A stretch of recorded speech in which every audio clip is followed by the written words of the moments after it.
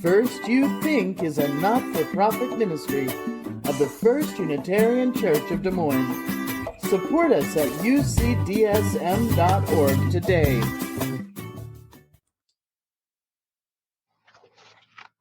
Some weeks back, Patty asked if I would be willing to provide an update to the congregation on the racial profiling project, a project I've been working on with others for the past 8 years. The goal of the project being to bring an end to racially biased policing in Des Moines, Iowa, and the state. I said yes to Patty without any particular thought about what I might say or how I was going to describe where we presently stand on this journey. So here's the short answer. Notice sitting behind me is a portrait of Edna Griffin. Some of you won't know Edna, but many in the congregation did. She, in 1948, led and organized a protest in Katz Drugstore in downtown Iowa, which then had a counter that was to which Black people couldn't come. Edna's action ultimately led to an Iowa Supreme Court case, and the very clear statement from the Iowa Supreme Court in 1949 that Iowa's Civil Rights Act prohibited that, i.e. Edna in 1949 integrated public accommodations in Iowa. That's 70 years ago. I started doing the work on racial profiling, effort to make change, systemic changes in our state 8 years ago. So my short version is it's appalling to me how little progress has been made in the state of Iowa and in Des Moines over the past 70 years. When I started on this path, the United States had over 2.3 million people in prison. When I checked with the Sentencing Project this week, we now incarcerate over 2.2 million people. We continue to incarcerate in our country a larger percentage of our population than any other country in the world. A disproportionate number of those people are Black. And Iowa remains among the worst states in the United States in terms of disproportionate incarceration of people of color. As I noted when I did the first iteration of this service, which was 2013, those of us in my generation, the 60s and 70s, have unfinished business. And if you are interested in the stories and the data that support this statement that we do have a serious problem in the state, it does exist, you can look up the stories and the data on a website that I've helped develop over the past years called Just Voices Iowa. And during these 8 years, I've often been asked to explain why this movement of getting racial justice in our community, in a state which has prided itself in many ways as being progressive on these issues of civil rights, is making so little progress. And I frankly have had trouble explaining it. It has always seemed so obvious to me that the changes that need to be made are for the benefit of and in the self-interest of all of us. I've frequently been disparaging of those who thought otherwise, especially when they could not provide any good reason for their position. Well, today I'm going to take a different perspective and talk about new insights that I've received from a book, Caste, The Origins of Our Discontent by Isabel Wilkerson. I believe it to be a transformative work on the oppression of Blacks in the United States. Wilkerson describes how the white landowners in the early eras of the United States and before the United States created this system in the colonial era of our country when they, as she says, took pre-existing notions of their own centrality, reinforced by their self-interested interpretation of the Bible, and created a hierarchy of who could do what, who could own what, who was on top, and who was on the bottom, and who was in between. The ranking that resulted continued on downward until one arrived at the very bottom, African captives, transported to build the new world and to serve the victors for all their days. one generation after the next for 12 generations. Ms. Wilkerson uses the framework of this caste system, deeply embedded in our institutions and in all of us, to describe how systemic racism in our country is maintained. She uses the history and the current status of the caste system in India. The young Dalit girl describing her plight in India is a parallel to the plight of young blacks in the United States. She specifically describes the caste system in the United States that has been in place for over 400 years, and then goes on to describe how the United States caste system was utilized in Nazi Germany. Excuse me. She points out that our system had elements that even the Nazis would not incorporate. So let me start with a story of how this relates to the work I've been doing. In 2014, I was part of the initial racial profiling project. This was a project created through the Amos Juvenile Justice Team and implemented by a group that included Amos, the ACLU of Iowa, the NAACP, and the Drake Legal Clinic.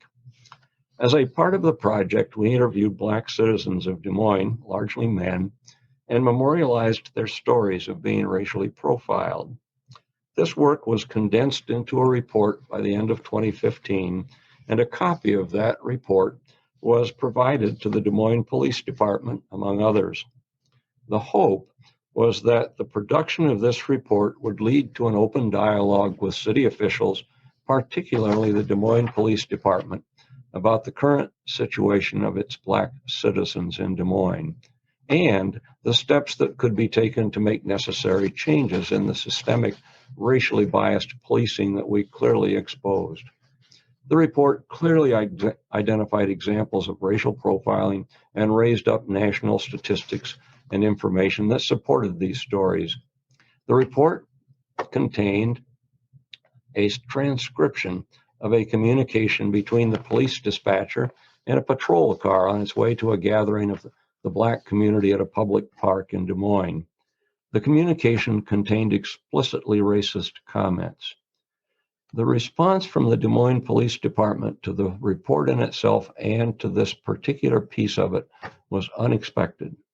I got a phone call from then Major Alan Tunks, who is now the Assistant Chief of Police, and he wanted to talk about the report. But the only reason that Major Tunks called was to find out from me who had provided the recording of that conversation between the dispatcher and a patrol car.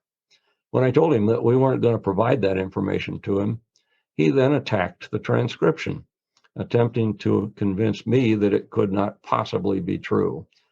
He had no interest in any follow-up meetings with regard to the report and dismissed it as a fabrication. That was the full extent of a response from the city officials in Des Moines, Iowa in 2015. In other words, in the fall of 2015, the advocacy community presented evidence in the form of that report that had been prepared for a period of over 1.5 years, containing references to national materials on racial profiling and actual stories of Des Moines citizens who had been racially profiled. And what is most interesting about the response that we got from the police department in the context of Ms. Wilkerson's book is the manner in which it reflects the efforts of the dominant white culture, the oppressor, to discount any information that challenged the existing narrative adopted by that dominant culture, the narrative that defines being Black as being criminal, as being lesser than, as being other. This response was an early warning shot on what has followed in the subsequent years. In submitting the report and calling for systemic changes in racially biased policing, I should have remembered the words from Frederick Douglass with which I introduced the meditation. Those words were echoed 100 years later by Dr. King when he said also, "Freedom is never voluntarily given by the oppressor. It must be demanded by the oppressed." By the fall of 2018, the police chief was refusing to even meet at all with members of the advocacy community. He had actually had a couple of meetings with us, in which he gave no quarter at all about the narrative that there was no racial profiling and there was no racially biased policing in Des Moines. So in response, and following a series of meetings at Iowa Citizens for Community Improvement, which is a community-based activist organization, we submitted a list of 6 demands to the Des Moines City Council. These demands were: 1, to pass an ordinance to ban racial profiling; 2, to end pretextual stops; 3, to collect and evaluate accurate and complete data regarding all police stops; 4, to create a citizens review board to hold the police accountable; 5th, to enhance training for a policy on implicit bias and de-escalation; and finally, to make simple possession of marijuana a low police department enforcement priority. We waited, and nothing happened after that was submitted to the council. By the winter of 2020, it was obvious that city officials, and particularly the chief of police, were planning on taking as little action as possible on these demands. In other words, the advocacy community was getting nowhere. We were being stonewalled. It was not until the murder of George Floyd on May 29th of 2020 and the outpouring of protesters onto the streets of Des Moines and around the country that the City Council in June 2020 finally took a timid first and small first step by adopting an ordinance that in fact did ban racial profiling. It did not end pretextual stops. It didn't talk about data collection. They absolutely refused to create a citizens review board. While we have implicit bias training in Des Moines, there was nothing about de-escalation. And while the Des Moines City Council put in place a task force to examine what could be done about reducing enforcement of marijuana laws, nothing has happened since, even though a really, really good report was submitted by the task force that was created. So basically, what I'm describing to you is that in all of that time, nothing has really changed about racially biased policing and racial profiling in Des Moines. So the question remains, why would the Des Moines City Council and the police be so hesitant to adopt the demands of the Black community? Why is the chief of police even unwilling to engage in an open dialogue about racially biased policing in Des Moines, especially when the evidence that we have collected and presented so clearly demonstrates the problem? And also, there's no question around the United States now that there are places where that's actually being done. Even more, we can clearly demonstrate that the changes being requested will be in everyone's best interest and not just in the interest of the Black and brown communities, but everyone. Oddly enough, I watched a Zoom meeting yesterday that put on by some folks in Cleveland, where they pointed out that historically some of the things that are now in the demands that are being refused actually were proposed by the conservative voices in the United States over the past 70 years. Well, I now have a better answer in some ways than I have over the years to that why question, and Wilkerson points us at the answer. It is the same answer and the same reason as to why 74 million people would vote for Donald Trump, a man so obviously unfit for public office at any level that it is inconceivable to people like me, great-grandchildren of the Enlightenment, if you will, that he could ever be elected to any public office. This is where Ms. Wilkerson utilizes the framework of the caste system to demonstrate how it has left Blacks in the United States in the lowest position within the hierarchy of that system and the consequences of that. And she demonstrates how the dominant culture in this country, what I have referred to as the oppressors, almost all white and almost all male, will use every means available to retain power and status in this system, up to and including the overthrow of our constitutional system of government by calling for an insurrection, or choosing to ignore and discredit any report or actual evidence that challenges the dominant narrative and the embedded power of the white ruling class. Since blacks are at the bottom of their caste system, giving credence to any claim of racial bias, even when demonstrably clear, represents an existential threat to the maintenance of control by the dominant class. This would not and cannot be countenanced. On a very personal level, it brings into sharp focus my misunderstanding of how deeply this is embedded in our country. I can't tell you how many times over the past years I have said that I did not understand how people could be so easily manipulated into voting and acting against their own self-interest. Ms. Wilkerson uncovers the blindness of that comment. My definition of self-interest has ignored those primal motivations that include maintenance and preservation of my status as a white male against all efforts to make change. The past 50 years have shown, once again, how effectively the means of control can evolve and morph to retain, even increase in some instances, that control. This is how Jonathan Sachs describes this phenomenon in his latest book, released just before his recent death. Time and time again, the West has overestimated human rationality, most notably in the 18th century in the form of the Enlightenment, and underestimated the power of our tribal passions. Whether focused on nation, religion, ethnicity, political party, or the myriad other ways we define who and what we are social animals, he says. For hundreds of thousands of years, our hunter-gatherer ancestors lived in small groups, and that has left an indelible mark on our psychology. From this derives much of what is the best, as well as much of what is worst of human nature. We are by and large altruistic toward the members of our own group, and at least potentially aggressive toward members of other groups, especially when we see them as threatening to our own. As Ms. Wilkerson demonstrates, the dominant culture, those of us who are identified as white, have received and perceived benefits of this system for more than 400 years.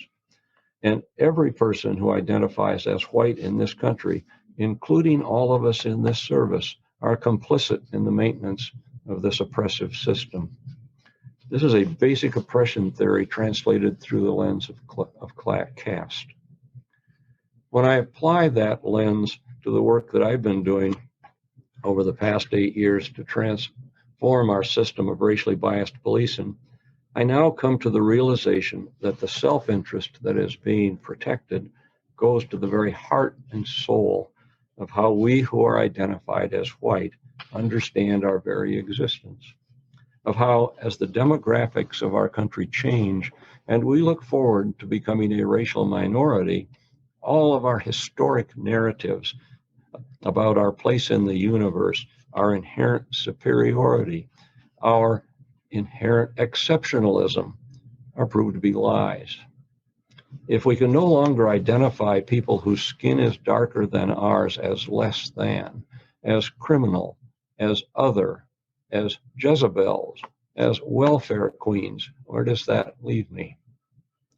The lens destroys the idea that when my skin color is perceived and defined as white, I can claim superiority over those whose skin is darker. Ms. Wilkerson describes this phenomenon in the context of political elections and why so many of us were wrong in believing that Donald Trump could never be elected to the presidency of the United States.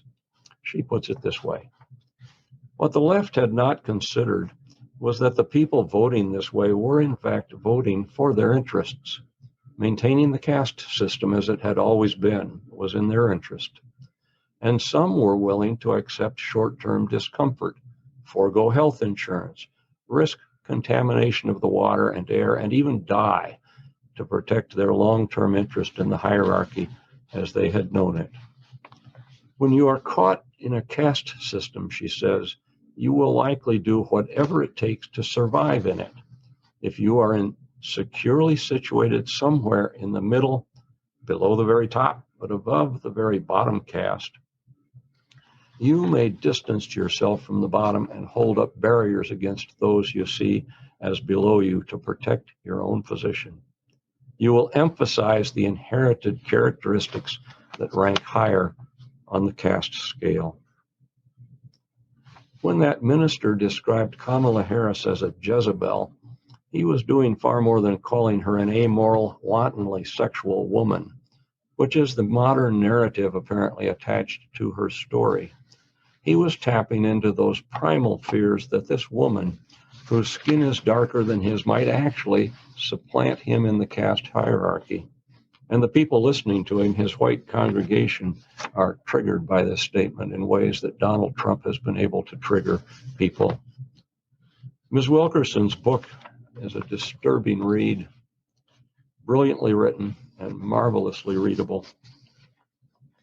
And the problem I have this morning is I don't really know where I will go with the new insights that she has provided to me. I do know that I believe that every child in this world, from that Dalit child in India to every child in this country, deserves to be free of any limitations based on perceived race. I don't really anticipate that my work, what I now call my calling in retirement, will be finished in my lifetime. I do maintain the hope, probably once again proving that I am a naive great-grandchild of the Enlightenment, that reason, along with the recognition that all humans, regardless of perceived race, are entitled to an equitable and fair life. I will share with you again, as I've shared with you before, that this journey has transformed me in ways that are almost impossible to explain. I fully expect to stay on this journey for the rest of my life.